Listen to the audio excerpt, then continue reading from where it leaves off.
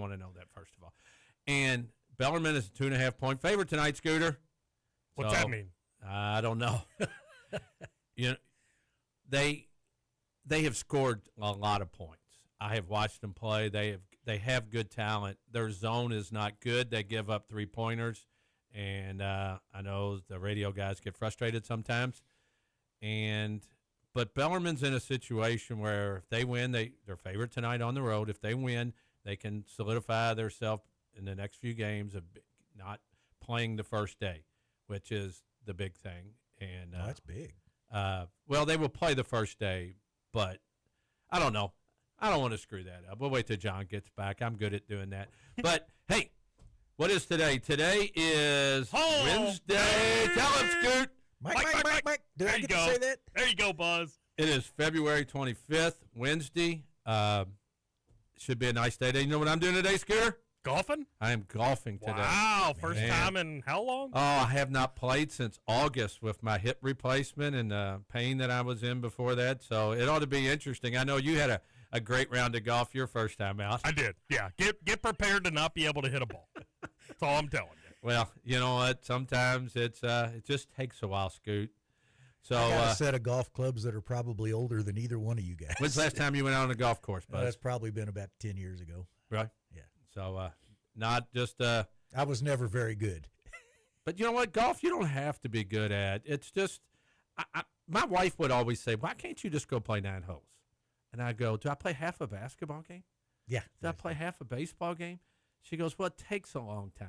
And I go, what some of these women and people don't play is it's a chance to get out with your friends, right, Scoot? Yep. Play some golf, be out there, do a lot of stuff. So everything about golf I love. I'm hoping to get better. So we'll see what happens. Tara hasn't taken it up. You know, she talked about it forever. She played she played volleyball at Assumption.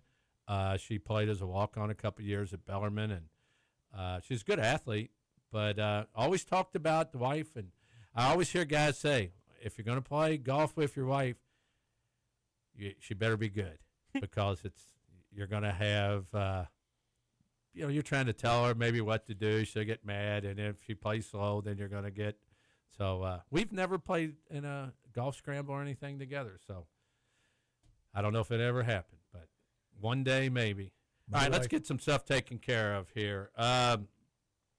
M&M Cartage hotline is open. That is 502-384-1450. The Gameday Men's Health text line is open. Texted him. Got Buzz here. He's already texted me 3 times since he's been here. 502-414-1450. Gameday Men's Health. Gameday Men's Health is refining men's wellness. No shortcuts, just results. Testosterone. I always screw that up. Peptides, weight loss, sexual performance therapy. Visit GamedayMensHealth.com. Defining a new era in men's health. So give us some text. Give us a phone call if you want to talk to Buzz Frank here. Sure. Scoot, where do you want to start? You want to start with Kentucky or Indiana? I mean, preferably not talk Indiana at all. Well, that was awful. Let's do that real quick, all right? Let's get it out of the way. Buzz and I were talking before we went on the air. I talked about how they let all the fouling go in basketball now. I'm a firm believer in I have no issue with it away from the ball. If it's contact, it's not deterring a player from getting to the basket. I was an old point guard. I hated when a guy put hands on you and tried to control you. As a coach, I'd tell the referee, you try to dribble with a guy with 2 hands on you. But like the Kentucky game the other day, it shouldn't come down to the last play of the game, but it was egregious. I mean, it was. I was watching, and DeVries went to shoot the 3. The referee behind him, Scoot, I could see him missing it because he was behind him, but there's 2 other referees with angles, and they swallowed their whistles. I mean, as much as that made me mad, and it definitely was a foul, there's still not a guarantee that he goes to the line and hits all 3. You're exactly right. But he has the opportunity, and the thing about that is, and Tony, one of the things Tony and I talked about before we came on was the officials, they don't want to come in and decide the game by calling a foul, but in the same way, they can decide the game by not calling the foul too. Yeah, and I think that's a great comment when Buzz brought that up to me. It should never, as a coach and as a player, it should never come down to the last play of the game. Indiana led that game for 87% of the game they led. And a Northwestern game, I know Scoot talked about it a little bit yesterday, and I know he probably talked about it on your show today. A win that Indiana needed desperately at home, and that's just a really bad loss. Wilkerson had 18 and 5. Martinelli had 28. Indiana was out-rebounded by 11. Against Northwestern. And I know that, and Northwestern has won the last 6 games in the series. That's crazy. And, I mean, I don't know what you say. Indiana's on the bubble. When John was talking about the bubble yesterday, it popped. I was like, yeah, you know what? Indiana's still in pretty good shape. Yeah, but that hurt them last night. That bubble hurt them bad. That loss at home to Northwestern, they got to go on a roll. They got to go on a roll here after that. And, man, that was a tough one. And I don't know what to say. They're 17 and 11. They're 8 and 9 now in the conference. And the difference in that conference win and being was the top half to the bottom half. And that's a tough one. Do you think their mentality has kind of gone from aggressively playing to win to playing not to lose? I don't know, Scooter. You can probably answer better. Their depth is not showing up. No. They rely on Wilkerson a ton. If DeVries doesn't have a good game and Alexis doesn't do what he does, Connerway's the other guy. He was 6 for 6 last night, and Alexis had 13 and 4. But once again, you got to get some help. Yeah. Well, and Lamar Wilkerson absolutely cannot start the game 4 for 4 from deep and then miss his next 7. That can't happen. Well, you ever shot a basketball? Yeah, and I do it well. That's great. No, I just wanted to hit on that. I more wanted to talk about the officiating. Yeah. And when Buzz brought up the non-officiating is just as important as officiating. And, I mean, I don't know. I would have liked to heard what Coach DeVries had to say after the game. I think that would be interesting. But I think more than anything, he would say that he was disappointed in the team's effort in the second half. So we'll move on from that. I know that hurt Scoot. He's been head talk. They're just not a good team. Period. Yeah. There's just something missing in there. Yeah. And give Coach DeVries a year or two. You can't judge him on 1 year coming in. But they should get some players. You saw that they got football players, and when the money's there, I'm assuming there's money there for the basketball program. I mean, you got Lamar Wilkerson, so there has to be. Yeah. He was highly sought after. Yeah. So got to get some more Lamar Wilkersons, don't you? Get a little more depth. If I could have a whole team of Lamar, geez, Pete. Yeah. I'd love it. I still think when you assemble a team of veterans, it's not like bringing a bunch of freshmen in where you can nurture them, and you're going to get the freshmen's attention from day one. When you bring in veterans who may have been the stud at their other program, it's got to be harder. I think, and Tony, you're a coach, it's got to be harder to meld that together into a unit. And as successful as Signetti was with the football team, how many basketball coaches, and I can think of 3 right off the top of my head, that are struggling to get that unity out of veteran teams that they brought in? Yeah, because you're bringing guys from different programs. And I think with the experienced guys that you bring in the transfer portal, it still takes them a while to get those guys to adjust to how you coach, the environment. They might have came from a smaller school. Yeah. And then to put the freshmen in there. And year in, year out, and it is a tough thing to do. I know if you can get the guys in early and get them together and do these summer things, or just get them to be doing stuff together, helps a whole lot. But when you put guys that have never played together, and you're only going to get some of them for 1 year, with the way they move around, it's tough as these coaches. And we talk about it all the time. Guys like Jay Wright and Coach K and all these guys got out of it because they've never had a general manager. No. They've never had to deal with these guys coming in and requesting, or not requesting, wanting X amount of dollars. Demanding, yeah. And, parents, hanger-oners, agents. It's just a different world. And for these guys, to get the right blend is hard. I mean, you see like Michigan. Michigan's done a great job. Dusty Day has done a great job this year. Indiana fires Mike Woodson a year early. Man, I never thought about that. I knew that one was coming. Oh, my goodness. I mean, could you imagine if Indiana had Kurt Signetti and Dusty May? I would be unbearable. Well, give DeVries a chance. I think he's a good I am. Yeah. But you just got to. it's hard to not think about Dusty May. Yeah, and you know what, Scoot? I'm a much better coach, I always tell you, when I have much better players. Yeah. Some of my best coaching jobs were with teams that weren't good, and we got more out of them, but nobody else knew that but us. So a lot of things there. Well, let's move on from Indiana. Let's go to the Cats last night. Kentucky wins 72-63. They struggled. Boy, what a terrible first half of that basketball game. Yeah. And I don't mean Kentucky. I mean just basketball. That was bad basketball. Yeah. And Kentucky, I guess you could say they hung on and got going in the second half. Aberdeen had 19, 6 for 12 from the field. He had 5 assists. He's done and I know Perry Clark. I know Scoot loves Perry Clark. You've heard him before. The color guy? Yeah. Oh, he's the worst. I think maybe he was a last-minute replacement because of the weather up north. Somebody might not have been able to get to the game. My ears started bleeding at one point during the game. And he kept telling the same thing. You got to get it inside. You got to score. I thought his analysis was pretty decent, but that voice, man, something about the voice just doesn't mesh with me. Well, he coached at Tulane. Yeah. He coached, I believe, at South Carolina, too. If I'm not mistaken. I think you might be right. I remember him at Tulane because they played U of L a lot while he was there. Yeah, so older gentleman doing the game. Just easy.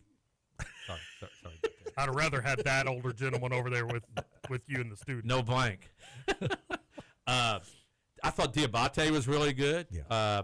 He brings energy, and I know Yelovich played okay, but if Yelovich doesn't make some threes, you need Diabate in the game. Diabate never needs to shoot a three-pointer, but around the basket, he's so aggressive. So he had 12 and 4. They got 18 rebounds from the post position. Moreno had 8 and 11, and Garrison, who I still sometimes wonder why they put him in the game. He was good last night. Yeah, he played pretty well. He had 7 rebounds other last than the night. missed dunk. Oh. How can you be 6'10" and miss a dunk right at the rim? I don't know. I've never been 6'10". I haven't either. So I played on 8-foot goals and could dunk pretty easily. And sometimes it's hard there, too. If you don't get up high enough, you land on your butt. Shooting percentages in this game. First of all, Owe, he looked lost.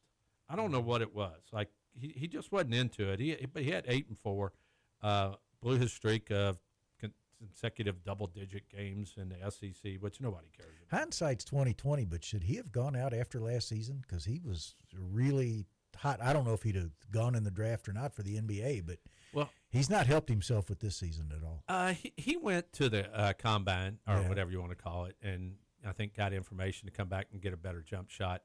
He had 28 the other day and stuff, but I don't think he translates to the NBA. But I don't think he's gonna. Mm-mm. Well, and aesthetically, that jump shot, that new jump shot, crossed his body. Gross. Yeah, it's gross. Yeah, so he's got a long way to go if he wants to try to make money in the 3-letter league, as they put it last night. I kept hearing. Kentucky shot 39%. South Carolina shot 37%. Both of them shot 28 from the 3. Both of them shot about the same thing from the foul line, 72 and 76. Kentucky out-rebounded South Carolina 48-28. Nice. 18 offensive rebounds. That's your game. That's where the game was. Turnovers 15 Kentucky, 12 South Carolina. Everything was pretty even, but rebounds. And when you get 18 offensive rebounds, you're bound to make a couple, aren't you? Yeah. And that says a lot about the heart that UK played with. Even though it didn't look very good watching it, if you're getting 18 offensive rebounds and almost doubling the other team's rebounding total, you're playing with some heart because it's effort to get a rebound. And I think I might have made this point on the show the other day. I was talking about Jasper Johnson. They gave him an opportunity last night. And when I saw Link Academy come in to St. X a couple of years ago in the Made Hoops thing, they were playing prolific prep. And Abonsa played, a bunch of these guys that are playing big-time college basketball were there. But it was more like an AAU game. Yeah. It was up and down, firing threes from everywhere, doing all the stuff. And I think sometimes a guy like A.J. DeBanza, he translates anywhere when you're 6'9" and you're as good as he is. But I think guys like Jasper Johnson are not physically and mentally ready to play against men. And when you get out there, those things happen. So Kentucky does they end a 3-game losing streak, So they've been on different streaks all year long. They go to 18-10 and 9-6 in conference. So Kentucky, will they win games in the SEC tournament? I mean, do you think they'll any opportunity? I think they will. I think that hopefully this will bring focus to them, especially when they get to the tournament, that they realize that these games are important. Will they win the SEC tournament? I don't think so. Well, and what you got to go back to, and Clark did bring this up, and my wife always brings it up to me, they planned on having Jalen Lowe. Right. They planned on halfway through the season having Quaintance, planned on Cam Williams. Yeah. So just what you talked about meshing teams together when you get guys into transfer and all this stuff, you change completely what your thought process was halfway through the season. And Kentucky fan getting ready to jump off a bridge, and then they win 8 out of 9, and then they lose 3 and they're jumping again. Yeah.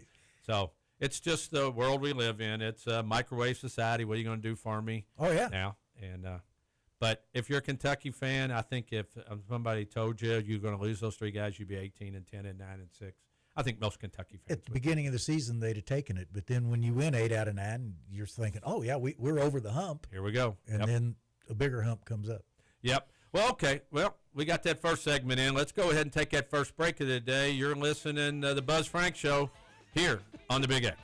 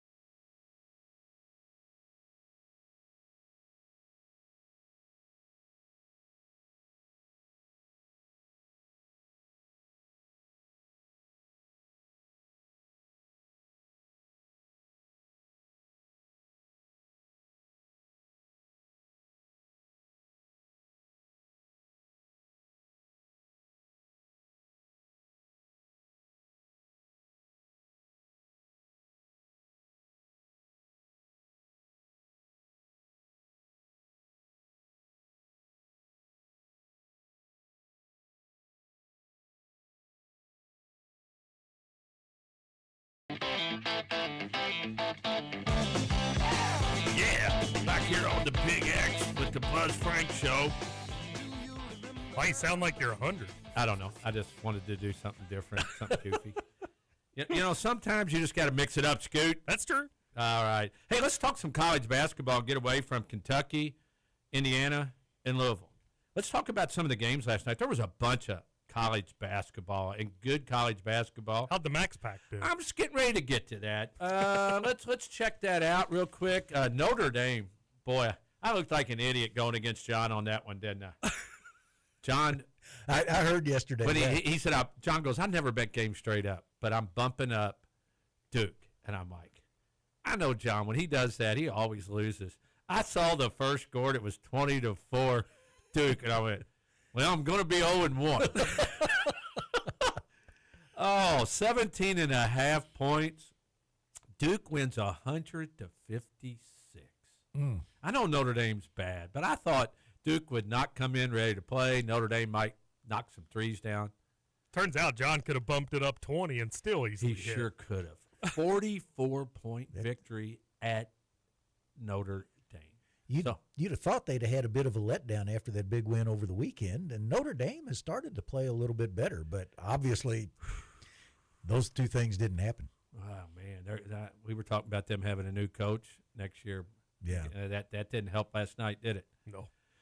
Well, that was the only loss in the six-pack. Really? Oh, man. So we'll go down. I texted Mr. Spears last night, said See? Bellarmine's -2.5, and the Max Pack, help me out, Chad Hennessy Insuramax. and Shermax, the Max Pack. Max Pack, yeah. So I picked 6. We went with the 6-pack. You went 5-1. Virginia, -6.5. Easy. NC State. You liked NC I State? did. Talk about looking like an idiot. 90-61 final. They killed them. Texas Tech, -6.5 at Cincinnati. Jimmy Ref texted in. Cincinnati's won, this and that. They're playing better. 80-68. Texas Tech given 6.5 winner. Here's the one we both were on, Scoot. The Dayton Flyers were getting 3.5 yesterday against St. Louis. Number 23, St. Louis. Flyers beat them outright. Should have money lined it. 77-62. Dayton's a tough place to play. Yeah. Yeah, it is. Doesn't matter what year it is. And they've had a strong program for years. People, they fly under the radar a lot, but I go back in the day when they used to play U of L every year, and those games were hard fought. And then you can go back to at some point in time they were in the Final Four against UCLA. Again, I'm the only guy who's going to remember that. Scooter, you remember that? Nope. Good thing, good reason. Yeah, We got a good blend of age here. yeah. Buzz a little bit older than me. I'm old. Scooter's young, so we got all kinds of different opinions. That's what I like about it. The 5th game in there was Iowa State given 12.5 at Utah. We talked about how bad Utah was. I was a little worried at the end. That game was right on the point spread. 75-59. Iowa State wins, so I'm 4-1 at that point. Shouldn't have gone against you on that one. And what did I say about Missouri playing at Mizzou? Yeah. Playing at Mizzou, they got 3.5. Tennessee comes into town. Missouri wins by 4. So, suck it, John. 5-1 on the Max Pack. Sure, Max. Chad Hennessy. Boom. He just needs to turn that over to you, Tony. Well, you know what? Now that I've started it, I'm only 5-1. So it's not like I'm trying to brag or gloat or anything. So Let's see you do it again today. oh man, you know what? We'll see what we can do. What is We're it? It's gonna not bragging if you back it up. You know what? You're exactly right there, Buzz. A couple other games last night. We'll just go over them. Miami of Ohio goes to 28-0, number 21 in the country. They did not cover, Scoot. 10.5. 10.5. They won by 10 at Eastern Michigan. So you didn't play that game, did you? I didn't. Oh, good. I was going to say, man, I feel bad for you. I was with Slugger last week, and he bet 2 games, and he lost both of them by half. Oh, man. That's a bad day. You bet 2 games. Hang it up, Slogan. Yeah, that's when you just start putting your wallet back in your hip pocket and go on. Yep. A few more games down there. Michigan last night. Minnesota played them close. It was number 3 Michigan 77, Minnesota 67. That was at Ann Arbor, so Minnesota gave them a good game. And Michigan probably was overlooking them with the games they've played lately. But Sure. can't overlook anybody anymore. No. Number 2, Arizona was down most of the game to Baylor. They end up coming out and winning 87-80. Jaden Bradley had 25, 6, and 6 for the Wildcats as they move on. Iowa State, I already talked about that one. Missouri, we talked about that one. Did you all see the late night score out at BYU? Yeah. Butt whooping. BYU, number 19 in the country, loses to Central Florida 97-84. They never trailed Central Florida, and at one time they were up 36 points against BYU. So BYU's fell on a little bit of hard times here after they lost Saunders and some other things out there. So if you're BYU, what do you think they're paying the Bantza to play out there? I've heard upwards of 8. Yeah, I've heard 6, 7. Yeah, I hadn't heard, but when's he going on his mission? I don't know if he is going to have to make that mission. yeah, huh? probably not. A few games tonight real quick. 7 o'clock, Maryland at Nebraska.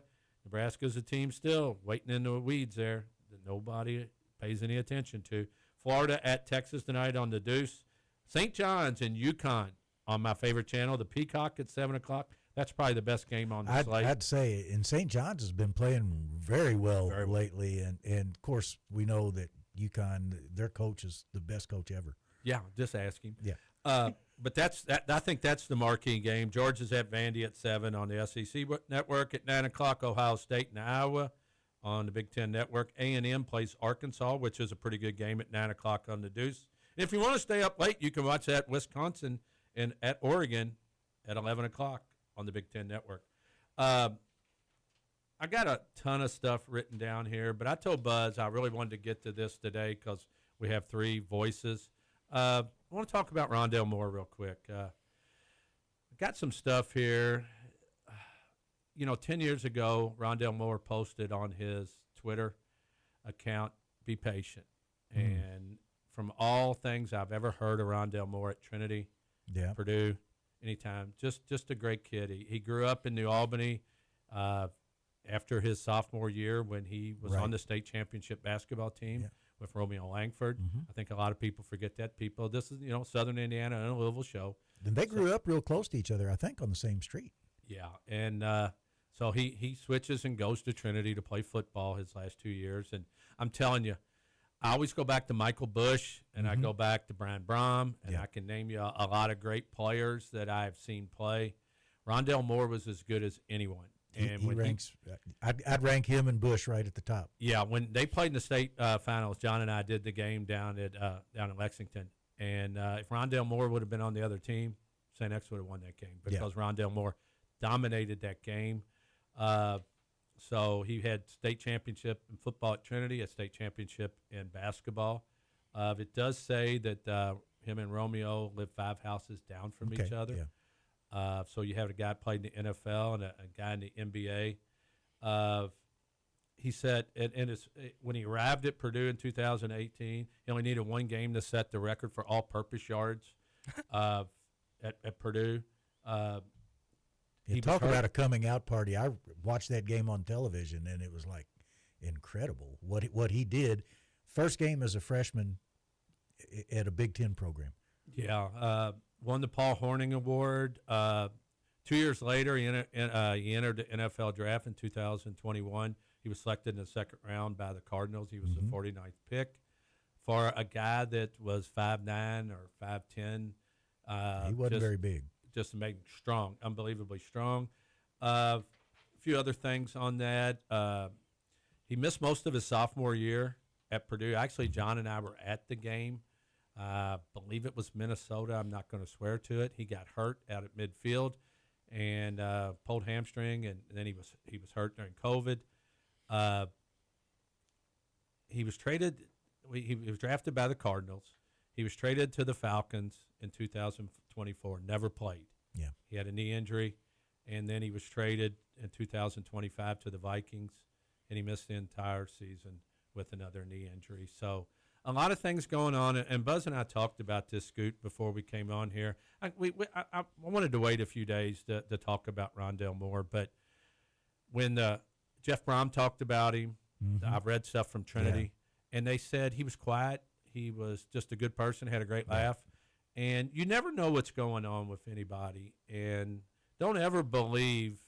I was telling Buzz this. I saw Ryan Clark talk on ESPN, and former NFL player, and he said, back in our day, Buzz, you didn't go talk to people. No. You held it in. You didn't. You were a man. You were weak. If you started talking, you were weak. Good point. And Ryan Clark made a great point, I thought. He said, no matter who you are and what you do, talk to somebody. If you don't want to go to therapy and talk to somebody, to a therapist, talk to your friends.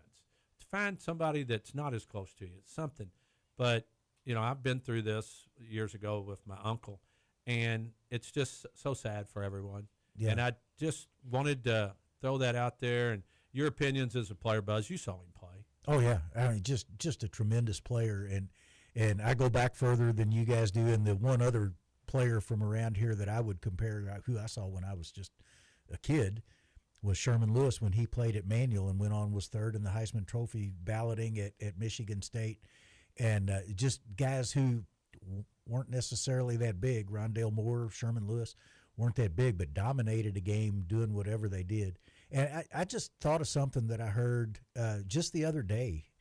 And it was a little bit different context, but it was we need to be careful how much we lie. And the person who's telling the story says, well, I don't lie that much. And then the other person asking them says, well, how many times when somebody says, how you doing, do you say fine? I heard this too. Yeah. That tell them. Yeah. And so if you're not, to be a good friend, you should say, oh, really? You can share with me if you've got something, and to actually listen, which is hard to do. Again, Tony, you said it. We were told to button it up and be a man, and you can just bust through everything. But listening to folks is hard. Sometimes I tune out my wife, but sometimes you just got I hope she's not listening. Yeah, well, she tunes me out too. Believe me, but no, it works both ways. Yeah, but in reality, we listen is a verb, and to actively listen, you have to be paying attention to what's going on, and it could make a difference. And this is a tragedy. And the other thing that we talked about before we came in too was people like us sit and say, look at that, he's got everything. He's a pro football player. He's doing what he loved. And he's got all this money coming in, but you really don't know. Movie stars the same way. You really don't know what's going on in their heads, and loneliness can be a terrible thing. Yeah, it's just once again a superstar from this area. Oh yeah, and gone way too soon, and we see it unfortunately too much.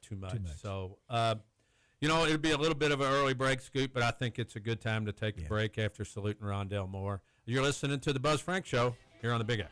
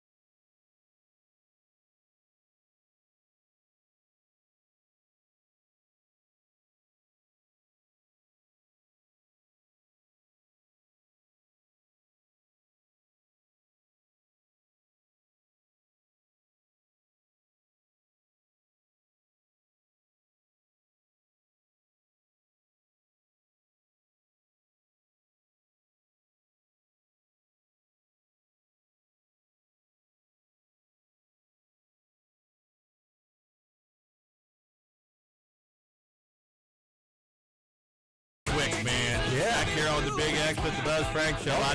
Man, he took off like a bat out of somewhere, and he got back over there. 4 minutes. Oh yeah. Well, we were doing some talking off the air and looking at some. There's a vapor trail behind the door. Man, I tell you what, I know he was that quick. I didn't either.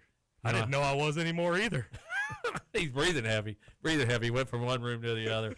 Hey, back here we got the last segment of the Buzz Frank Show.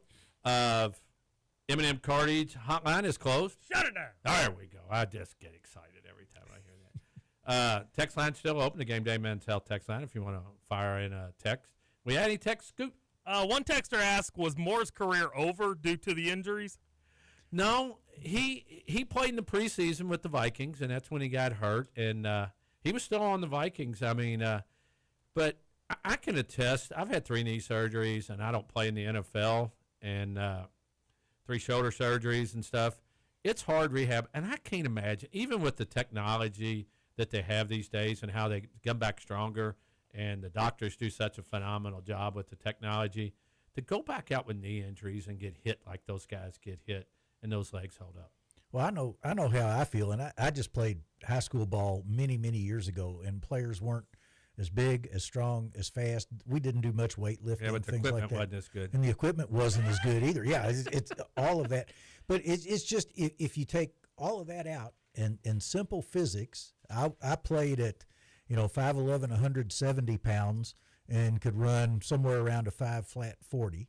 And me running into somebody that's maybe 190, 200 pounds, who's about the same speed, that's one thing. Now you take guys that are 280, 300 pounds that are running 4.7 40s.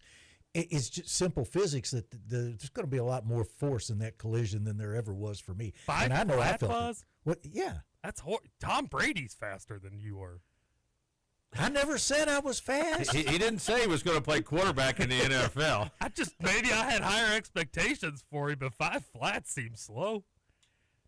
Well, that's okay, Buzz. Let's meet out in the parking lot. Oh, here we go. I got the camera. When is the last time that you sprinted? Because I couldn't tell you the last time I did. Other just the 2 minutes ago. It was probably the last night of my softball career, just before my ACL gave out. Well, we can't do it out in the parking lot, because if I had to pick one of y'all up, the kids in the daycare are going to be horrified.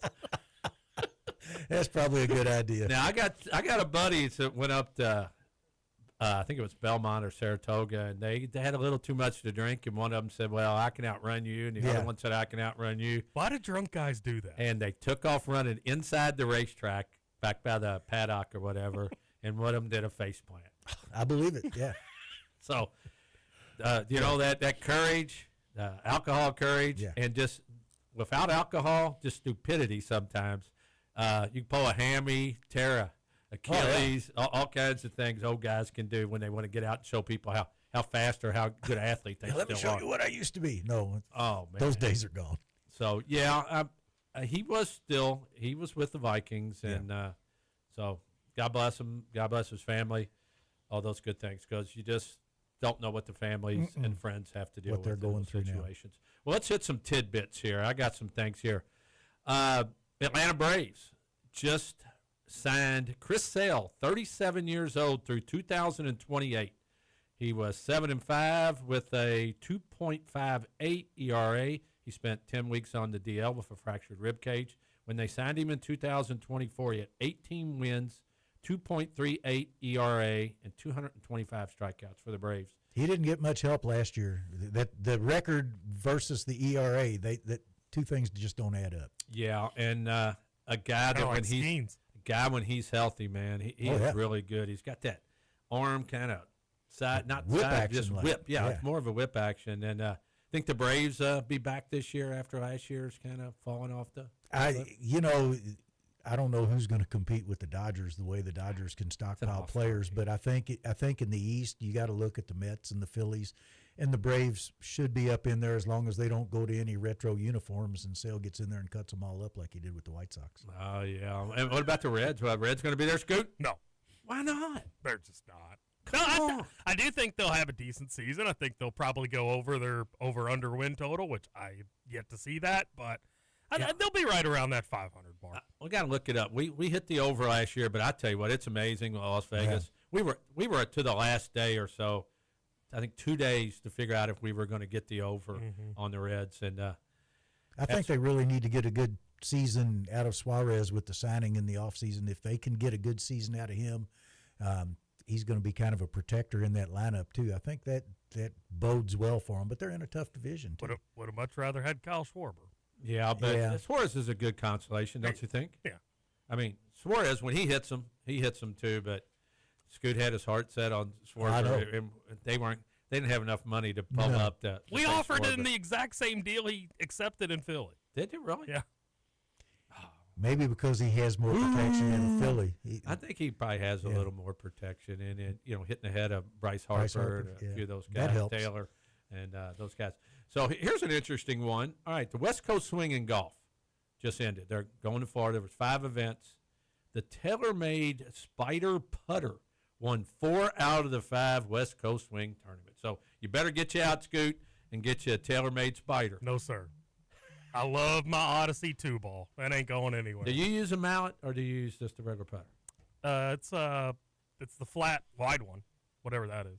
Yeah, you use a mallet. That's what I do. Like I said, I'm golfing out at Midland today. We'll see if it works. Yeah. It's better because I've been working hard in the off season on my game. Winter Olympics ratings increased 96% from 2022. Wow. That's Snoop Dogg. He brings in the fans. I tell you. And I think less of a time difference also probably helped with that. Yeah, that's a big help. Yeah, and the U.S. was good, and there was a lot of good also stories. helped, yeah. NBC. Yeah. You all think did a great job? Oh, yeah. I thought so, yeah. And I think going into it, for some people, Lindsey Vonn being back on the slopes, even though it ended horribly for her, I think that piqued people's interest right at the beginning. Hey, let's see what she can do coming back and the excitement. And then, well, okay, she's gone, but let's continue to watch a little bit. And I saw an interview not an interview, but she did a post on social media. And she said because she tore her ACL, her doctor was there. And basically, she destroyed her leg so bad with all the blood getting into it. They were thinking about amputating her leg. And she said, luckily, her doctor was there. And she gave him all the praise in the world. And they split it, opened it up like a sandwich or whatever. And did all the stuff and saved her leg. And she said that if he wasn't there, they probably would have amputated part of her leg. That's how bad that fall was. Favorite thing about the Olympics, guys, both of y'all? Oh, man. My of course is the hockey. I was just into the hockey the whole time. I was just trying to think of what else because that's why hockey's just so throw hockey easy. out. Yeah. That's why I just said that. What else? Anything in the Olympics stood out to you that you really? I mean, Jordan Stolz and the speed skating, just tearing it up like he did. It was unfortunate that he got the silver in the 1500, I believe it was, but watching him was a lot of fun. He's going to be a star for many years. And the figure skating for me, because my wife will go in the other room and watch that on TV, and then I can watch whatever I want. My wife loves the figure skating. Yeah, it's and you know what? If you sit and actually watch it, the athletic part is unbelievable. What they do, and those ski jumpers and just racers. We were talking about the other day, those when they go off those ramps. Yeah. How do you do that for the first time? I mean, and land and not kill yourself. I mean, it's just incredible. But I thought they did a great job. The U.S. Most medals that they've won in an Olympics, and them damn Norwegians. We got to get better at long distance skiing. We got to look at all the stuff they do and make that a priority. I mean, we're not coaching them. They put us 3 in charge. That's what we do. Right? Yeah, go out there and get you some roller skates or something and get out on a pavement and just skate like you're wearing skis for 30 miles or You whatever. two guys can race on skates, too. That would be fun. Buzz wouldn't stand a chance. You're right. I'm a beast on skates. You would be picking me up. I can see Scoot back in the day with the disco ball going out scooting around. I was actually a huge rollerblader back in the day. Oh, my I loved rollerblades. So I got to tell you real quick, one of the first dates I ever had, there was this girl, and I was really excited to take her out. I'm going to take her roller skating, and she says, "Are you a good skater?" And I said, "Well, no, not really." She says, "Oh, I skate a lot. I do this, that." I laced up my skates, and I stood up, and I started rolling backwards, and I couldn't stop. What a great impression I made. We'll just tell her, have a good time. Yeah, I'll watch from here. Last thing on the Olympics, NHL players getting hurt. If you were the franchise, when they go in, do you go in with open arms, or do you go in and say, gosh, there's been a few guys get hurt, and I know the Olympics matter, but when you're paying guys millions of dollars, man, and a guy gets hurt in the Olympics. Yeah, but you can't tell them that you can't play for your country. I don't disagree, but man, you can. Connor McDavid didn't get hurt, but Connor McDavid gets hurt and out the rest of the year. Edmonton season's over. Yeah. And I agree with Scoots there. You can't tell them not to represent their country, but I don't know if there's insurance policies big enough to do that. But it's the same thing with the NBA guys playing in the Summer Olympics. Other than in the Summer Olympics, it's not in the middle of the season like this where you have to take a break. And now flag football is going to be in the Olympics in 28 in L.A. and NFL players are going to be out there. I thought I had a chance. Yeah, as much as we talked about, and I mentioned physics and all that with collisions, you can still pull a hammy running a route in flag football. Oh, yeah. Oh, you can take a bad step. Yeah. All right, it's good. Let's do birthdays. He's on it. It's 10:54. By the way, I remember when that song came out new. Well, you'll remember the first guy, George Harrison. Oh, yeah. 1943 to 2001. 58 years old when he passed away, the old former Beatle. Mm-hmm. Sean Astin, Rudy, 54 years old. Been in a lot of different movies, a lot of different shows.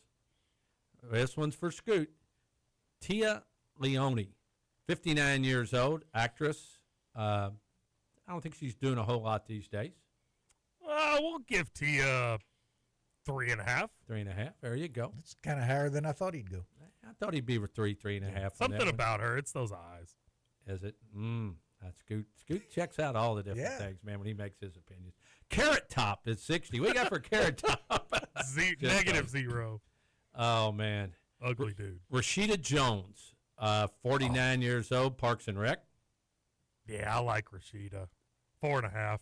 4.5. Scoot meter went ding, ding, ding. I like there. Rashida a lot. Woo! Ric Flair today, the Nature Boy. You like Ric Flair, Scoot? Did you watch wrestling? And were you a Ric Flair fan? I'm a big Ric Flair guy. Not anymore. He had some catchphrases, but he's like 76, 77. You know what? For some reason, I didn't put the age on here. 77. 77. Ric Flair. And those wrestlers, when they get older, man, after taking all that juice and everything, it's rough looking. Yeah, when you get off of it and everything starts to sag, it drops quick. Yep. Chelsea Handler, 50 years old, comedian, TV host. 3. Yeah, that's what I figured you go. And Buzz will tell you who this guy is. Jim Backus. Remember Jim Backus? Jim Backus. Mr. Magoo. He was also Mr. Howell on Gilligan's Island. Thurston Howell III passed away. He was born in 13, passed away in 89. Lovey, he would say all the time. And Mr. Magoo. I knew you'd know Mr. Magoo. Baseball. Paul O'Neill, 62 years old today, former Red, Yankee. Jimmer Verdette. Remember Jimmer? Oh, yeah. Jimmer could put it in the basket out at BYU. 37 years old. And that what's the tournament that Kentucky and Louisville players? Shoot. They played here in town. TBT. Yeah, he's always had a team. He played there, for a while. He played overseas. Jorge Soler, 34 years old. I don't know. Didn't he just get traded, Soler? He's with the Angels. With the Angels. Unfortunately for him, Art Moreno doesn't want to win. But he wants to take care of the fans. That's right. Vernon Carey Jr., 35 years old today. Monty Irwin. You remember Monty Irwin? He was actually, if I'm not mistaken, was the first African-American player in the American League, played for the Indians. Yes, he's a Hall of Famer, played in the Negro Leagues, and played. Kurt Rambis, 66 years old. Is he still wearing the glasses is the only thing I worry about with Rambis. Yeah. Played on those teams at L.A. that won championships. And the last one for today is golfer Hideki Matsuyama, 34 years old, playing well on the West Coast swing. And those are your birthdays today. And we got a 4.5 today. That's pretty good for this group. Thanks for Sheeta. Yes. A couple other things real quick. Tony, you got to do a max pack. Oh, heck, I forgot all about it, man. I'm just rolling here. I'm wondering why you're dilly-dallying here. Well, Scoot, you know I got stuff written down. I'm trying to find stuff all over the place. All right, here we go. We're going to take St. John's on the road today. They are getting 5.5 at UConn. 6.5 now. 6.5? I love that. That's a good pick.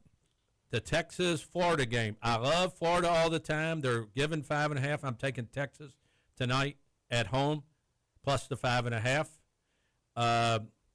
Nebraska and Maryland out in Nebraska, number 12, Nebraska. They're giving 15.5. I'm taking Nebraska.